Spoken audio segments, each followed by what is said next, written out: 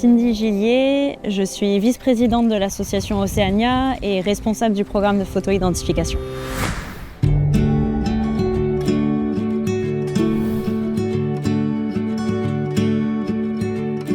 Océania, c'est une association loi 1901 qui œuvre pour la connaissance et la protection des cétacés en Polynésie française.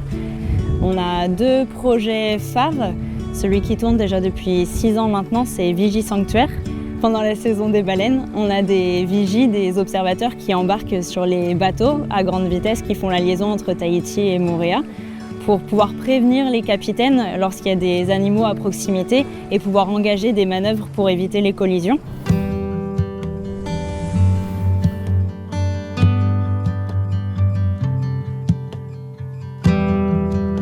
Le deuxième axe de protection, c'est le recensement de la population des baleines à bosse.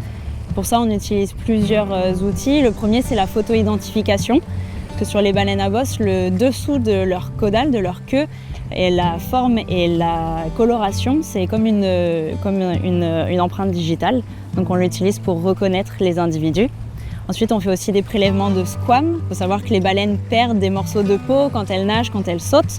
Donc on les récupère dans l'eau et l'analyse génétique nous donne beaucoup d'informations sur ces individus. Grâce aux informations qu'on récolte avec la photo-identification, la génétique et bientôt l'acoustique, on va pouvoir faire un état des lieux de la santé de la population des baleines à bosse qui fréquentent les eaux polynésiennes et pouvoir prendre à terme des décisions pour les protéger.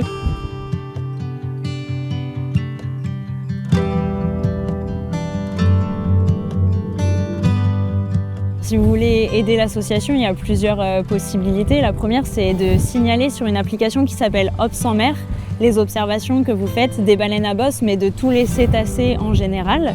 Ensuite, si vous avez la chance de pouvoir prendre des photos des baleines à bosse, vous pouvez les soumettre sur un site internet qui s'appelle Happy Whale. Et eux, ils ont un algorithme qui va reconnaître la caudale et grâce à ça, vous pourrez savoir si la baleine est déjà connue par l'association ou par d'autres endroits dans le Pacifique. Si c'est une baleine qu'on connaît déjà, nous on aura aussi la notification et du coup on saura qu'elle est revenue dans les eaux et ça c'est des informations très importantes pour nous.